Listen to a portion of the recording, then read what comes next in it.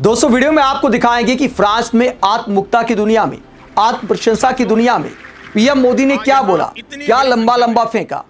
उससे पहले आपको हकीकत की दुनिया दिखाते हैं कि भारत में हकीकत की दुनिया क्या संदेश देती है मोदी सरकार को। हकीकत की दुनिया का वीडियो नंबर 1 आप देखिए। पटना रेलवे स्टेशन का वीडियो है। ट्रेन यहां पर खड़ी है और पटरी पर बैठे हैं हजारों की संख्या में युवा।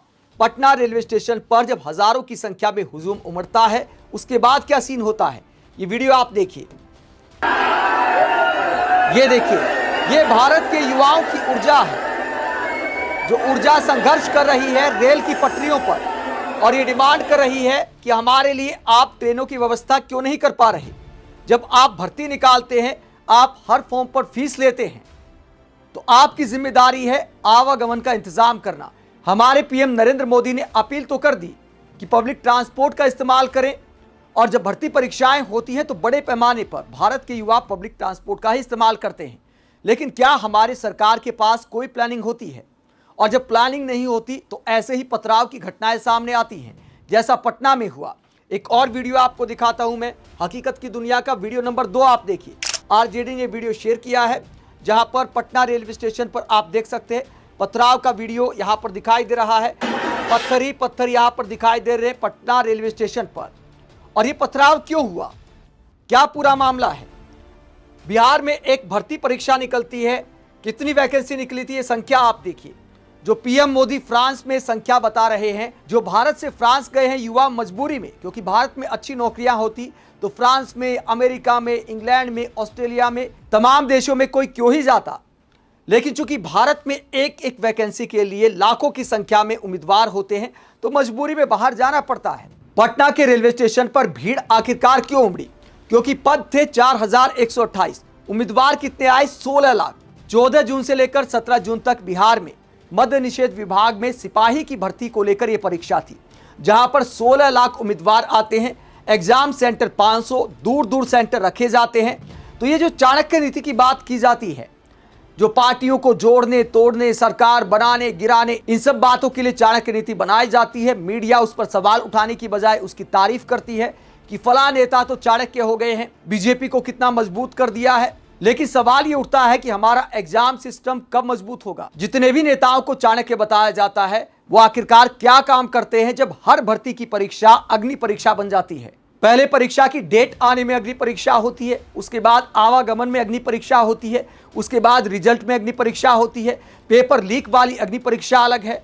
इन तमाम समस्याओं का सामना हमें करना पड़ता है, और देश के प्रधानमंत्री बड़ी बड़ी बातें करते हैं। मोदी सरकार के समर्थन में, एनडीए सरकारों के समर्थन में कई लोग लॉजिक दे सकते हैं कि भारत की जनसंख्या ही इतनी है, तो पीएम मोदी आखिरकार क्या करें? अगर 4000 नौकरियों के लिए 16 लाख उम्मीदवार आ रहे हैं, तो आवागमन में तो परेशानी आएगी ही। इतनी ट्रेन आखिरकार कैसे चलाई जा सकती हैं? लेकिन सवाल ये उठता है कि जब तारीखों का पहले से पता होता है, तो क्या स्पेशल ट्रेन नहीं चल सकती? ये सारी नीति आखिरकार कौन बनाएगा? जहां तक जनसंख्या की बात है, चीन में भी इसी तरह भर्ती की परीक्षाएं होती हैं। हाल फिलहाल चीन ने एक पोस्ट किया था, दूतावास है चीन का, उसकी जो मुख्य प्रवक्ता है यू जिंग, उन्होंने ये पोस्ट किया है। कब का ये पोस्ट है, तारीख मैं आपको बता देता हूं।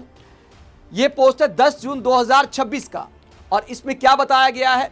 चीन की गाओकाओ, दुनिया की सबसे बड़ी परीक्षा, जो भारत के जेईई और नीट का एक संयुक्त रूप है, को मात्र 2 दिनों में 1.3 करोड़ छात्रों के लिए सुचारू रूप से आयोजित किया गया।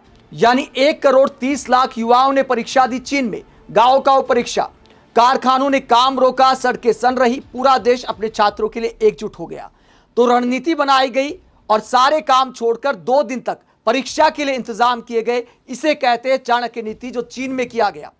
अगर इतनी बड़ी जनसंख्या वाला चीन ऐसा कर सकता है, अपनी परीक्षाओं के लिए नीति बना सकता है, चाणक्य नीति बना सकता है, तो हमारे चाणक्य आखिरकार ऐसा क्यों नहीं कर सकते? हमारे यहाँ पब्लिक को उसके हाल पर छोड़ दिया जाता है, युवा रोजगार को तरसते रहते हैं, और उसके बाद पीएम मोदी विदेश में जाकर जो भारत से विदेश गए हैं उन युवाओं की संख्या बताते हैं। क्या बयान दिया पीएम मोदी ने फ्रांस में, जरा सुनिए। पीएम मोदी का ये बयान आप सुनिए। हर देश में जाकर ऐसे ही बोलते हैं भारतीय समुदाय को संबोधित करते हुए। अगर इतना ही रोजगार होता तो इतनी बड़ी संख्या में लोग वहां पर जाते क्यों? साथियों, आज यहां इतनी बड़ी संख्या में यंग एंटरप्रेन्योर्स जुड़े हुए हैं। आपको यहां भारत के भविष्य की झलक दिखाई देती है। आपको भारत के युवाओं का आत्मविश्वास दिखाई देता है। आपको नए भारत की ऊर्जा दिखाई देती है। एक ऐसा भारत जो सॉल्यूशंस का कंज्यूमर नहीं, सॉल्यूशंस का कंट्रीब्यूटर बनकर के उभरा है। तो भारत के युवाओं की ऊर्जा दिखाई देती है, भारत के युवाओं की संख्या दिखाई देती है, लेकिन क्या यही असली भारत है? जो युवा विदेश में जाकर या तो व्यापार करते हैं, नौकरी करते हैं, वो भारत का कितना प्रतिशत हिस्सा है? और ये जो ट्रेन की पटरियों पर बैठा है, ये भारत की आबादी का कितना प्रतिशत हिस्सा है? क्या इसका अनुपात पीएम मोदी बता सकते हैं अपने भाषण में? ज्यादातर भारत की यही कहानी है जो ट्रेन की पटरियों पर यहां दिखाई दे रही है। दूसरा, ये जो बातें की जाती कि भैया विदेश में जाकर डंका बजाते हैं, विदेश में तूती बोलती है पीएम मोदी की, पीएम मोदी से पूछे बिना पत्ता नहीं हिलता, युद्ध रुकवा देते हैं, युद्ध में से निकाल देते हैं। उस मोर्चे पर भी देखा जाए तो वीडियो नंबर 3 आपको दिखाते हैं। उस मोर्चे पर एक वीडियो आईना दिखाता है जो राहुल गांधी ने शेयर किया है, राहुल गांधी ने पोस्ट किया है, जो स्ट्रेट ऑफ हॉर्मुज में हमारे जहाज फंसे हुए हैं। तो एक जहाज का जो क्रू है वो क्या संदेश देता है? एक व्यक्ति की मौत के बाद, एक सदस्य की मौत के बाद क्या गुहार लगाई जा रही है मोदी सरकार से? जरा सुनिए। मैं सेलेस्टियल सी वेसल का मैं कैप्टन हूँ और ये हमारा सेकेंड ऑफिसर की बॉडी है, डेड बॉडी 2 दिन हो चुका है। अभी ये बॉडी डिकम्पोज होना शुरू हो गया है, लेकिन अभी हमारे कुछ ऐसा पॉजिटिव रिस्पांस नहीं मिला। हमने कांटेक्ट किया इंडियन एम्बेसी को भी, लेकिन अभी तक हमें जो एक पॉजिटिव रिस्पांस होना चाहिए वो दिखाई नहीं दे रहा। कंपनी टोटली हाइड हो गई है, कोई रिस्पॉन्सिबिलिटी नहीं ले रही है। तो हो सके तो इस मैसेज को जितना फॉरवर्ड करो ताकि हमारे साथ कुछ जल्दी से जल्दी कार्रवाई, अदरवाइज हमारे जो सेकंड ऑफिसर का डेड बॉडी है वो जल्दी से जल्दी स्पॉइल हो जाएगा। तो प्लीज आप लोग इस मैसेज को जितना सर्कुलेट करेंगे शायद अच्छा उतना हमारे लिए होगा। अपना डुकम पोर्ट है, ओमान के अंदर पड़ता है, वहाँ पे हम एंकर पे हैं, बहुत क्लोज एंकर पे हैं। तो जो जितना जल्दी हो सके प्लीज कोई ना कोई एक्शन हमें मिले। तो ओमान में फंसे ये क्रू के मेंबर कहते हैं, मोदी सरकार से गुहार लगाते हैं, भारत सरकार से गुहार लगाते हैं, कृपया मदद करें, हमारे एक सदस्य की मौत हो गई है, तो कम से कम उनका अच्छे से अंतिम संस्कार हो सके, इसकी व्यवस्था की जाए। तो जो बात की जाती है, जो संसद में दावे किए थे, शिवराज सिंह चौहान का बयान मुझे याद आता है कि भारत का झंडा देखकर हर देश पीछे हट जाता है, सर्राटा मारते हुए भारत के जहाज वापस आ रहे हैं। तो अब तक इतने जहाज क्यों फंसे हुए हैं? उन बयानों का क्या हुआ? हमारे कई भारतीय वहां पर फंसे हुए हैं जिन पर हमले हो रहे हैं, जो इस तरह वीडियो बनाने को मजबूर हैं। और इस वीडियो को शेयर करते हुए राहुल गांधी क्या कहते हैं? कॉम्प्रोमाइज पीएम के राज में एक भारतीय होने का मतलब दुर्गति है। विदेशी ताकत हमारे नागरिकों को मारती है, हमारी सरकार एक आज्ञाकारी नौकर की तरह चुपचाप आदेश मान लेती है और हमारे नागरिक सड़ने के लिए छोड़ दिए जाते हैं। इस भारतीय को घर लाइए अभी। तो राहुल गांधी पीएम मोदी पर टारगेट करते हैं। दूसरी तरफ पीएम मोदी क्या कर रहे हैं? पीएम मोदी फ्रांस के राष्ट्रपति के साथ गलबहियां वाले फोटो शेयर कर रहे हैं। ये तस्वीर आप देख सकते हैं। पीएम मोदी ने आज ये तस्वीर शेयर की है जब देश उनसे अमेरिका को लेकर जवाब मांग रहा है।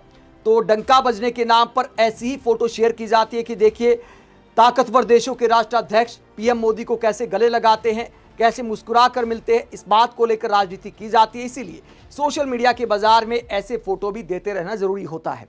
इन फोटोज को लेकर विपक्षी नेता क्या कहते हैं? प्रियंका भारती क्या कहती हैं? वो कहती महामानव का विदेश भ्रमण का पैटर्न, हाथ हिलाते हुए प्लेन में चढ़ जाओ, दूसरे देश पहुंचते ही नाच गाना देख लो, बढ़िया खाओ पियो, ठाके लगाओ, एनआरआई से कहलवाओ मोदी जी आप महान हैं, फिर म्यूट मोड में नेताओं से बात करो और फिर छुट्टी एंजॉय कर लौटाओ। देश के लिए क्या आया कोई खबर नहीं। तो प्रियंका भारती कटाक्ष करते हुए कहती है कि काम की बातें नहीं दिखाई जाती। पीएम मोदी कैसे चलते हैं, क्या खाते हैं, कैसे मोदी मोदी के नारे लगते हैं, भाषण में कितनी बार तालियां बजी, ये सब गिनाया जाता है। लेकिन देश के लिए कितना निवेश आया, कितना रोजगार आया, इसका हिसाब किताब कोई नहीं देता। आप इस पूरे मसले को लेकर क्या सोचते हैं? कमेंट बॉक्स में अपनी राय जरूर दें। साथ ही चैनल को सब्सक्राइब भी करें। नमस्कार।